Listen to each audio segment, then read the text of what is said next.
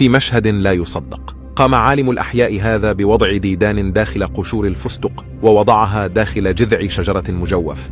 لقد تأكد من عدم وجود فتحات أخرى باستثناء ثقب صغير في الأعلى، ثم وضع أسياخا خشبية ذات أطراف مرنة بالجوار. كان يدرس سلوكيات الغربان وأراد أن يرى مدى ذكائها حقا.